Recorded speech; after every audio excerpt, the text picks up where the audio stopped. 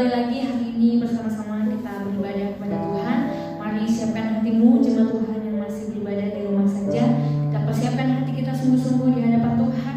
Kita datang kepada Tuhan, menyembah Tuhan, mendengarkan kebenaran firman Tuhan. Di jemaat Tuhan, kita satu hati untuk memulai ibadah kita. Kita berdoa. Terima kasih Tuhan untuk hari ini, kesempatan yang Tuhan beri dalam kehidupan kami. Kami masih boleh diberikan kesempatan untuk menjalani hari ini Tuhan. Kami beribadah di hadapan-Mu, misalkan setiap hati kami, misalkan setiap hidup kami Tuhan. Mengucap syukur atas kasih-Mu yang luar biasa dalam hidup kami. Terima kasih Tuhan Yesus, terpujilah nama-Mu Bapa. Dalam nama Tuhan Yesus Kristus kami berdoa, haleluya, amin. Jemaat Tuhan, kita datang menyembah Tuhan, menaikkan pujian ini dengan sungguh-sungguh pada Tuhan. Ya, pertolongan Tuhan yang begitu ajaib dalam kehidupan kita. Kita percayakan semua kehidupan kita kepada Tuhan. Mungkin kita tidak mengerti, marilah kita percayakan kehidupan kita dan kepada Dia. Terima kasih Tuhan.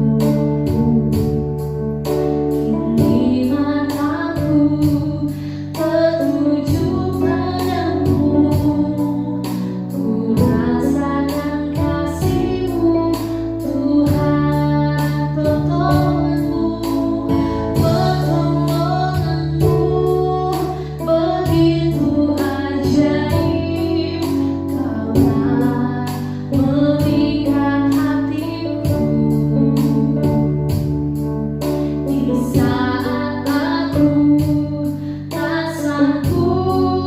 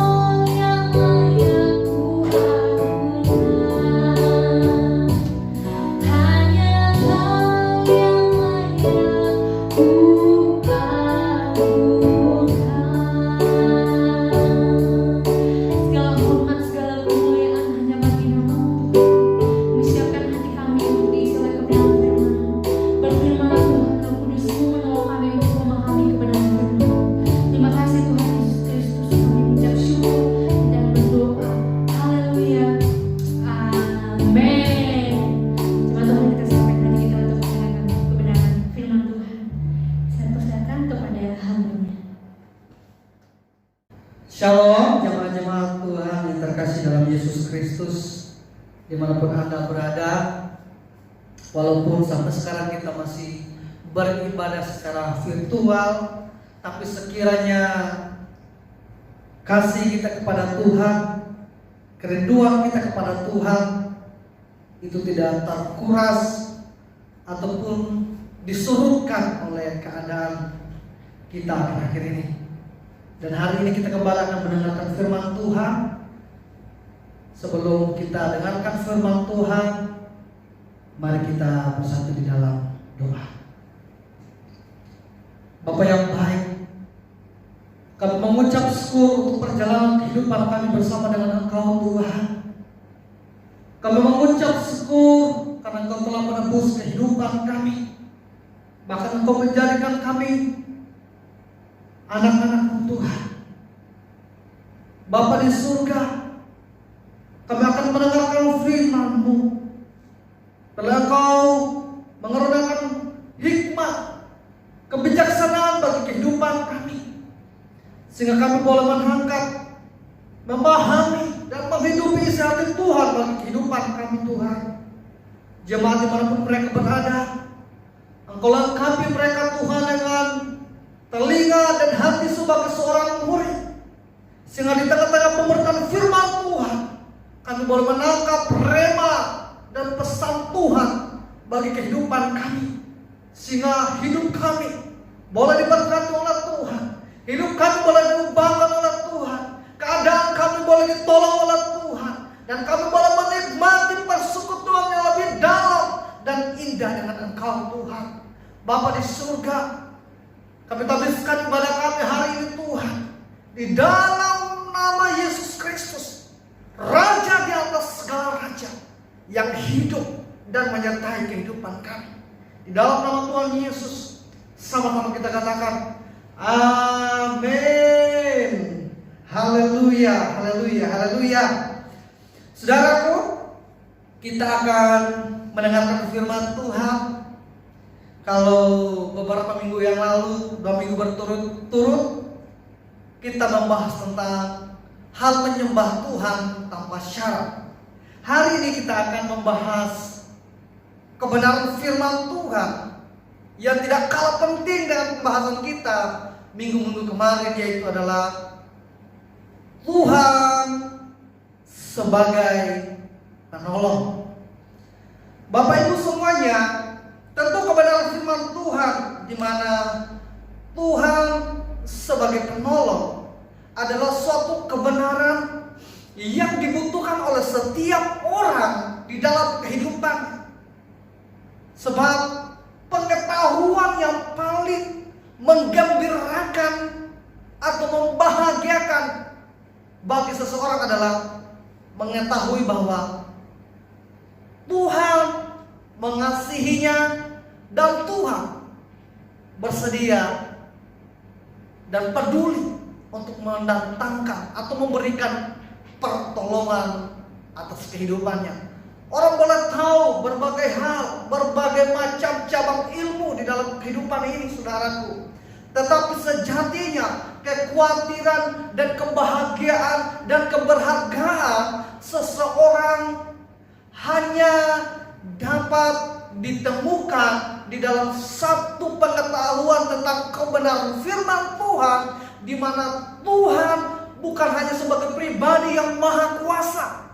Tuhan bukan hanya pribadi yang begitu luar biasa. Tuhan bukan hanya pribadi yang begitu kudus. Tuhan hanya bukan pribadi yang begitu ajaib.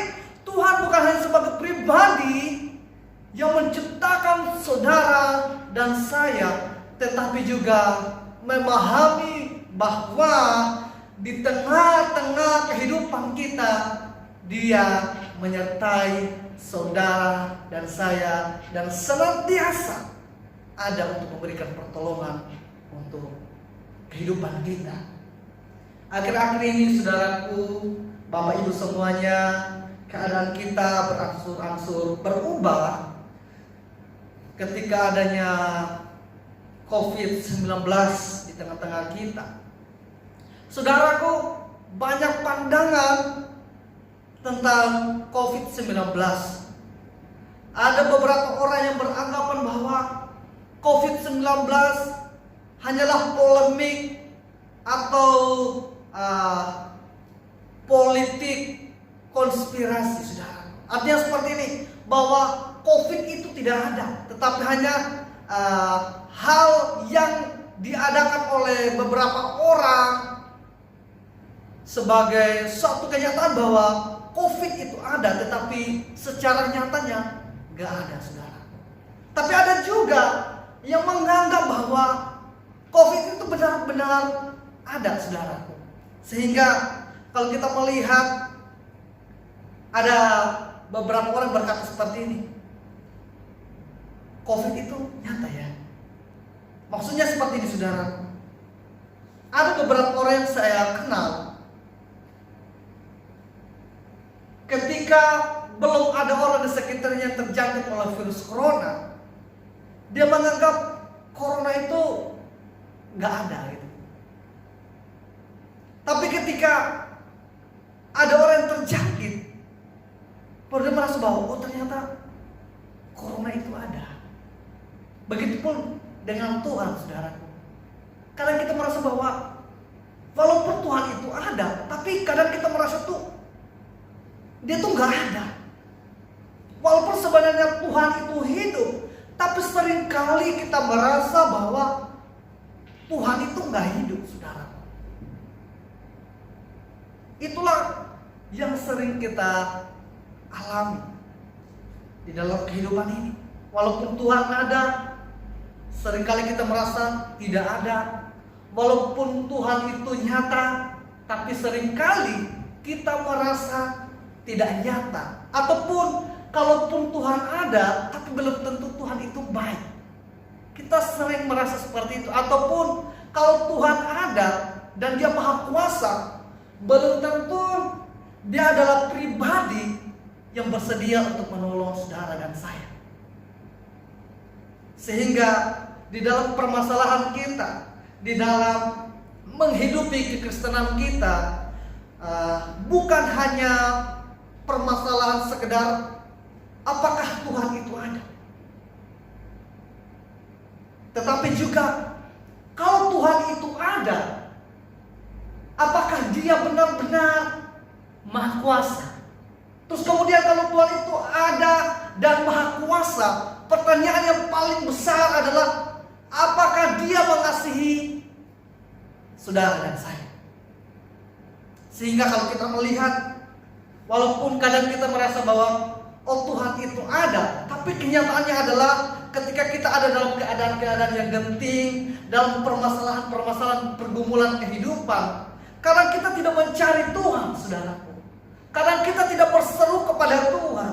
Kadang kita tidak menaruh pengharapan kepada Tuhan, tetapi kepada orang-orang yang mungkin kita anggap punya kekuasaan, kedudukan, pengaruh, popularitas. Padahal sejatinya Tuhan itu ada, Dia hidup, Dia Maha Kuasa, dan sungguh-sungguh mengasihi Bapak, Ibu, dan saya. Sehingga hari ini kalau seperti kita menilai keadaan di mana virus corona memang ada, saudaraku, tapi kalau kita mencari tahu keberadaan virus corona hanya dengan menggunakan kacamata yang seperti saya gunakan, tentu virus corona itu tidak ada, saudara. Tetapi kalau kita menggunakan mikroskop yang dipakai oleh tenaga kesehatan, tentu kita akan melihat virus corona ini, saudaraku. Begitupun di dalam hal menilai Tuhan, dalam memandang Tuhan, kalau kita hanya mengandalkan perasaan kita, kemungkinan Tuhan itu nggak ada, saudara.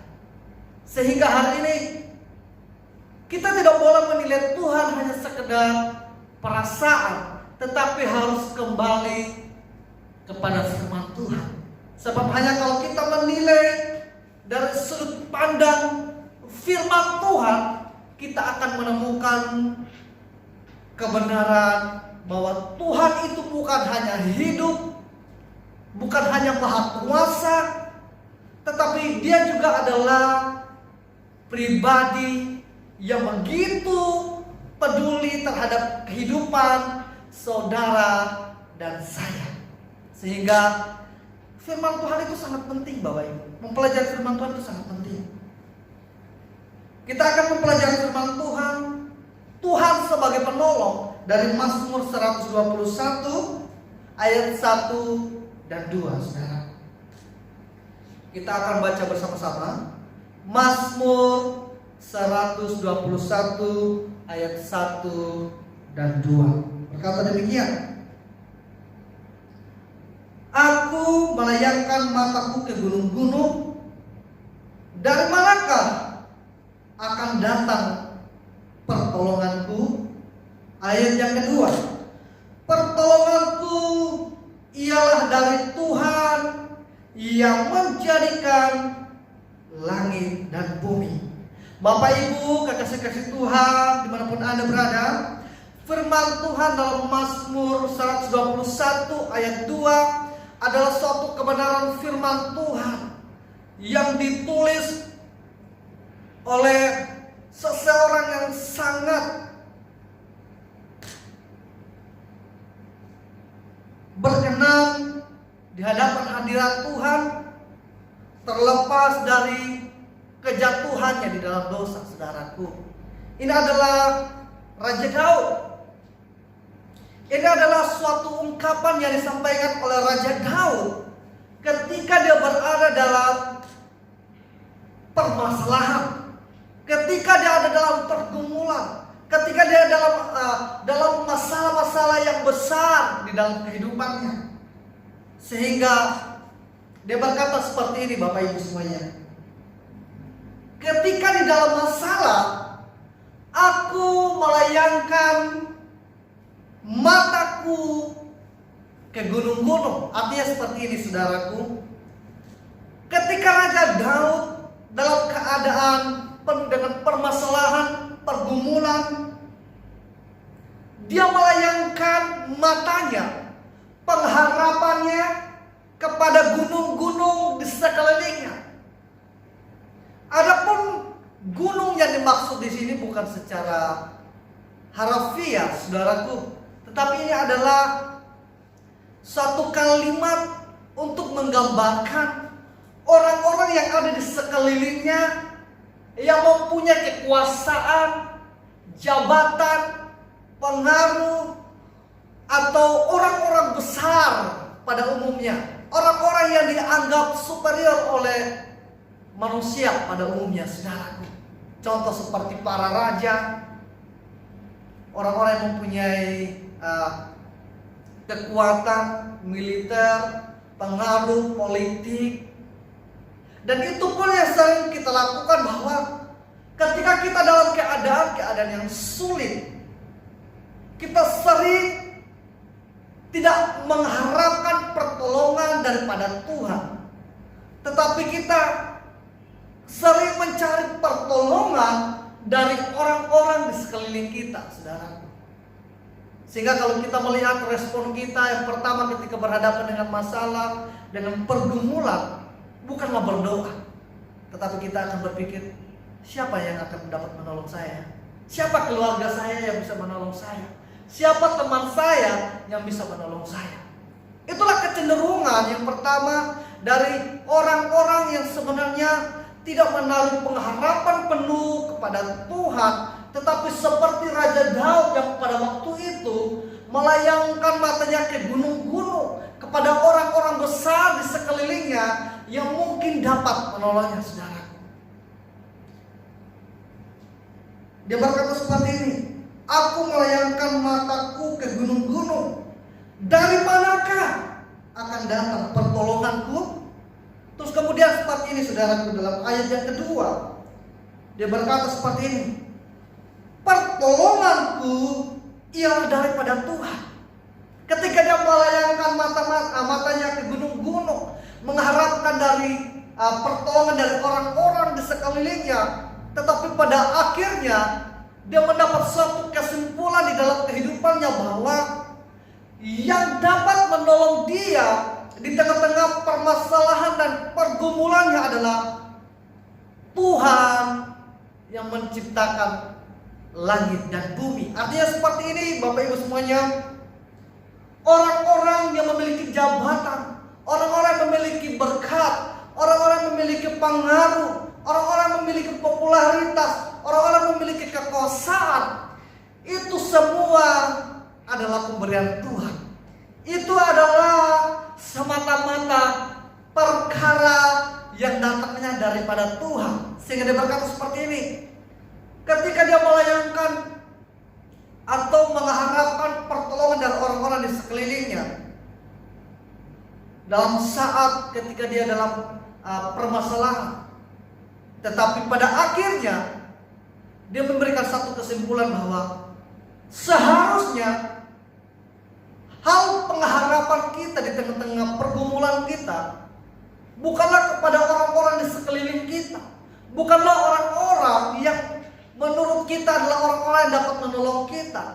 Permasalahannya bukanlah tidak boleh atau sesuatu yang salah ketika ada orang-orang di sekeliling kita yang mengulurkan tangannya untuk menolong kita. Tetapi permasalahannya di sini adalah yang hendak disampaikan oleh firman Tuhan.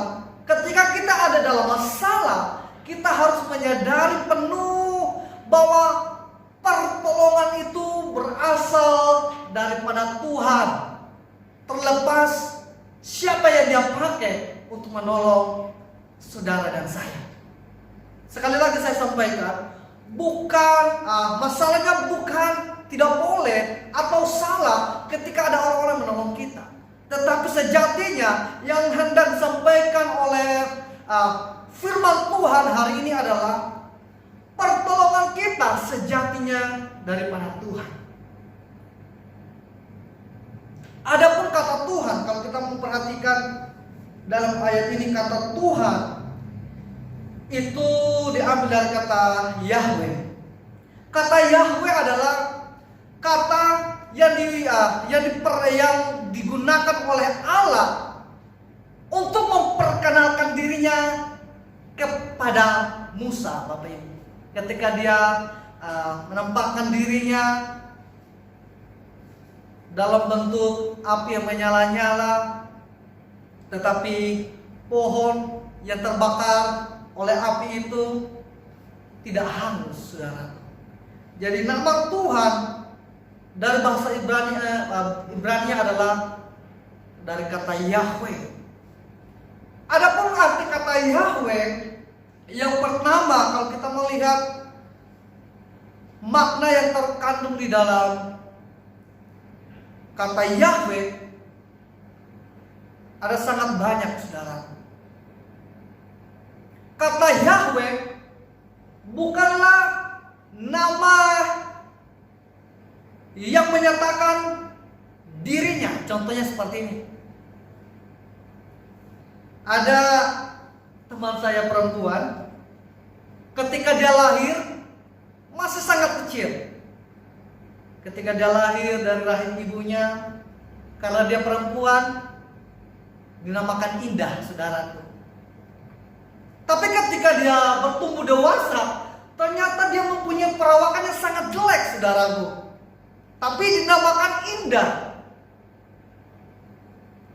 Ini sesuatu yang bertolak belakang.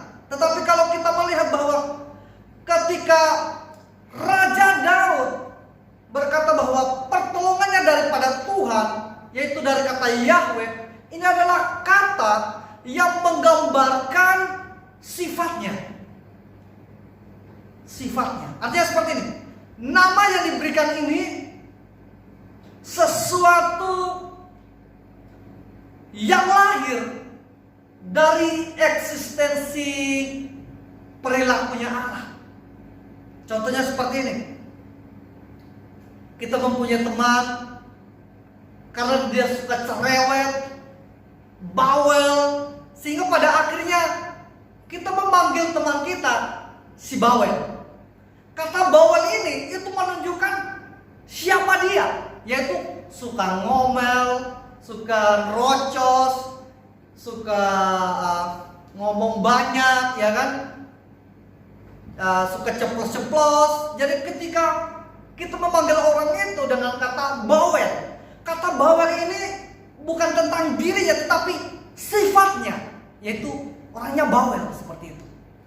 Inilah yang dimaksud oleh Raja Daud ketika dia mengharapkan pertolongan dari satu pribadi yang dia sebut sebagai Tuhan, yang dalam bahasa Ibrani yaitu kata Yahweh. Kata Yahweh itu menggambarkan sifat Allah. Yang pertama adalah seperti ini. Allah adalah pribadi yang telah ada dari kekekalan sampai kepada kekekalan. Pribadi yang ada dari kekekalan, hari ini ada, besok ada, dan sampai nanti kepada kekekalan dia tetap ada. Dia adalah Alfa dan Omega. Artinya bahwa yang pertama, ketika Daud berkata bahwa pertolongannya daripada Tuhan, yang pertama artinya adalah pertolongan Daud adalah daripada Tuhan yang senantiasa 24 jam setiap hari, dalam setiap musim keadaan, dari detik ke menit. Dia adalah pribadi yang terus hadir dalam kehidupan kita. Saudaraku, saudariku, Bapak Ibu semuanya, satu hal yang harus kita percaya tentang realita kehadiran Allah di dalam kehidupan kita adalah Dia selalu hadir kapanpun, dimanapun kita berada. Itulah Tuhan saudara dan saya. Itulah Tuhan yang kita sembah sampai hari ini. Artinya seperti ini saudaraku, Daud sedang mengungkapkan suatu keadaan di mana mungkin kita banyak kenalan ya, yang dapat mungkin menolong kita. Tetapi ada saat-saat tertentu orang tidak bisa menolong kita. Bukan hanya tidak bisa menolong kita, tetapi juga mereka tidak memahami bagaimana besar dan beratnya pergumulan kita, saudara. Banyak orang seperti ini. Di samping di samping orang tersebut tidak memahami permasalahan kita, mereka juga tidak memahami bagaimana cara menolong kita.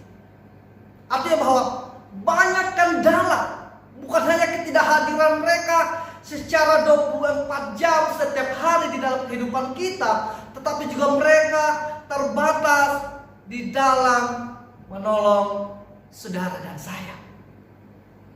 Saya ulangi, arti yang pertama dari kata Tuhan yang disembah oleh Daud, yang daripadanya pertolongan itu pasti datang, dan dia juga adalah pribadi yang saudara dan saya sembah hari ini adalah yang pertama, dia adalah pribadi yang hadir terus menerus 24 jam dalam kehidupan saudara dan saya. Itulah arti yang pertama dari kata Tuhan. Terus kemudian yang kedua, arti yang kedua dari kata Tuhan yang disampaikan oleh firman Tuhan, yang disampaikan oleh firman Tuhan untuk saudara dan saya adalah selain dia hadir secara 24 jam setiap hari di dalam kehidupan kita, dia juga adalah pribadi yang berkomitmen dalam menyertai saudara dan saya. Kalau kita melihat Tuhan Yesus sebelum lahir, malaikat Gabriel berkata bahwa dia akan dinamakan Yesus Immanuel, yang artinya adalah Tuhan beserta kita. Inilah Tuhan kita, saudaraku. Bukan hanya di perjanjian baru dia adalah pribadi yang menyertai, tetapi sejak perjanjian lama Daud telah mengenal dia sebagai pribadi yang begitu setia di dalam mendampingi kehidupan saudara dan saya.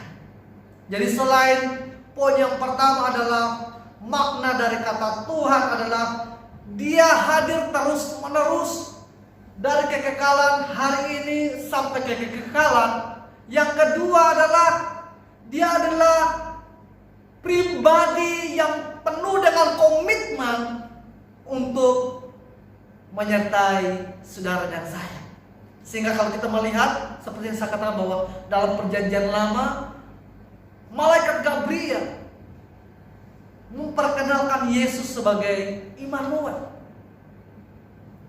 Tuhan yang beserta kita.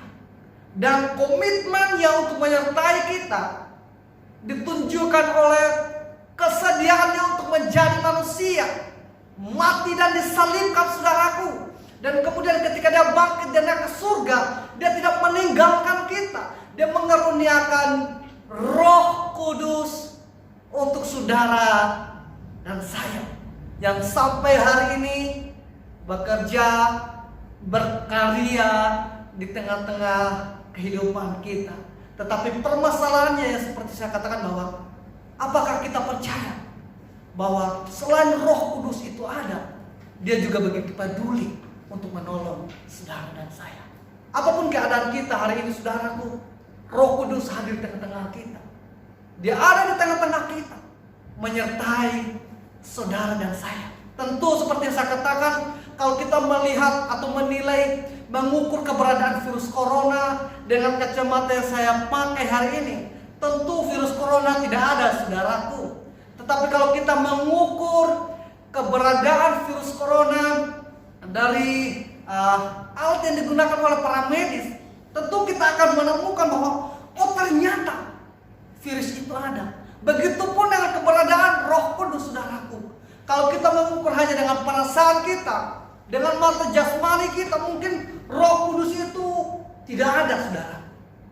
Hanya omong kosong belaka. Tetapi kalau kita mengukur dengan firman Tuhan, kebenaran itu diukur oleh firman Tuhan, tentu kita akan menemukan bahwa selain Dia hadir, Dia juga adalah pribadi yang menjadi penolong untuk saudara dan saya. Itulah Tuhan kita, saudaraku. Terus kemudian yang ketiga, selain bahwa Dia hadir secara terus menerus dan berkomitmen untuk menyertai saudara dan saya, Dia juga adalah Allah yang mampu untuk menyelesaikan perkara yang tidak dapat kita selesaikan. Seperti yang Daud katakan bahwa pertolongannya bukan hanya daripada Tuhan yang hadir secara 24 jam dan setia mendampingi kehidupannya, tetapi Dia juga adalah pribadi yang penuh dengan kuasa yang mampu menolong dia untuk menyelesaikan perkara yang tidak mampu Dia selesaikan, saudara. Itulah Tuhan saudara dan saya. Tuhan yang mampu menguatkan kita, Tuhan yang mampu menghibur kita, Tuhan yang mampu menuntun kita kepada kemenangan di dalam kehidupan ini, saudaraku. Tuhan Yesus telah kembali ke surga, tetapi Roh Kudus telah dianugerahkan dan Dia hidup di tengah-tengah kehidupan kita, saudaraku. Makanya mulai hari ini kita butuh pertolongan. Kita harus minta pertolongan daripada Roh Kudus, sebab Dia hidup dan hadir di tengah-tengah kehidupan kita. Terus kemudian makna yang keempat dari kata Tuhan atau Yahweh dari bahasa Ibrani, yaitu Dia adalah pribadi yang berkomitmen untuk meneguhkan kita. Sehingga kalau kita melihat di dalam Mazmur 23, Daud berkata bahwa walaupun melewati lembah gelap, dia tidak takut, sebab Tuhan bersama dengan Daud. Saudara, akhir-akhir ini keadaan kita berangsur-angsur sangat berat banyak permasalahan, banyak keadaan yang telah berubah. Tetapi dunia boleh saja berubah dan keadaan kita boleh berubah. Tetapi selama Tuhan yang disembah oleh Daud dan juga yang kita sembah sampai hari ini tidak berubah di dalam komitmennya untuk menyertai kita, menolong kita, meneguhkan kita, maka perubahan sejatinya tidak membuat kita khawatir dan meninggalkan Tuhan, saudaraku.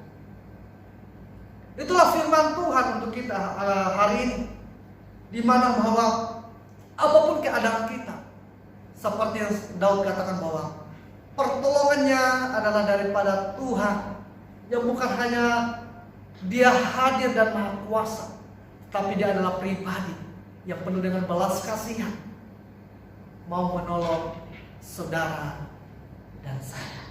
Dalam firman Tuhan hari ini menguatkan Bapak Ibu semuanya, sehingga kita boleh mendapat kekuatan yang baru, kita boleh mendapat pengharapan yang baru di dalam Tuhan, sehingga kita tetap kuat dan nama Tuhan dipermuliakan. Sekali lagi, Tuhan yang kita sembah bukan hanya pribadi yang Tuhan itu ada, tapi Dia juga adalah pribadi yang maha kuasa dan yang penuh belas kasihan, peduli terhadap keadaan saudara dan saya. Panggil nama Tuhan, berserulah kepada Tuhan, merendahkan diri di hadapan hadirat Tuhan, sebab dari sanalah pertolongan untuk saudara dan saya.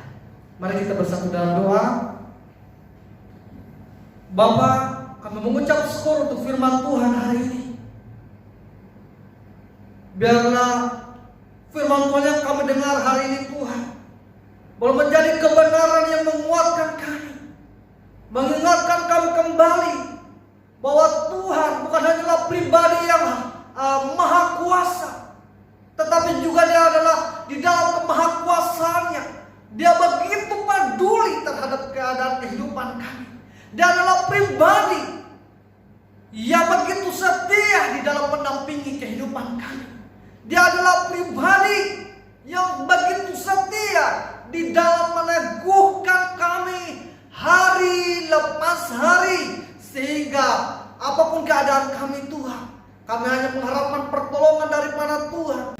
Berkati jemaat-jemaat Tuhan dimanapun mereka berada, mereka yang sakit Engkau sembuhkan, mereka membutuhkan pertolongan Engkau menjadi jawaban yang pasti dalam kehidupan mereka. Bapa di surga, Engkau tolong mereka Tuhan di dalam kelemahan-kelemahan pergumulan mereka, sehingga mereka boleh menikmati dan berjumpa dengan pertolongan Tuhan, pertolongan daripada Tuhan yang hidup, Tuhan yang begitu ajaib, Tuhan yang begitu peduli akan keadaan kehidupan mereka, sehingga nama Tuhan dipermuliakan. Di dalam nama Tuhan Yesus, segala pujian, pengagungan hanya bagi Raja kami, satu-satunya Raja yang kami sembah di dalam nama Yesus Kristus. Sama-sama kita katakan amin. Bapak Ibu semuanya, firman Tuhan telah disampaikan. Biarlah firman Tuhan ini dimeteraikan dalam kehidupan Bapak Ibu semuanya, di mana bahwa Tuhan itu bukan hanya hadir, Tuhan itu bukan hanya yang sekedar hadir di dalam kehidupan kita. Dia adalah pribadi yang senantiasa ada dan begitu berinisiatif untuk menolong kita, saudara. Sehingga mari kita kembali kepada Tuhan, mengharapkan pertolongan bukan dari siapapun, tetapi sejatinya hanya daripada Tuhan yang begitu mengasihi kita. Tetap jaga kesehatan, terapkan protokol secara bijak. Mungkin banyak orang mulai lengah di dalam menyikapi keadaan akhir-akhir ini, tetapi biarlah jemaat Elion tetap waspada, menerapkan protokol dan anjuran-anjuran daripada pemerintah, sehingga nanti pada hari Natal kita boleh beribadah bersama, memperingati tentang Tuhan Sang Immanuel yang menyertai Bapak Ibu dan saya sampai hari ini. Shalom, sampai berjumpa di kesempatan yang lainnya.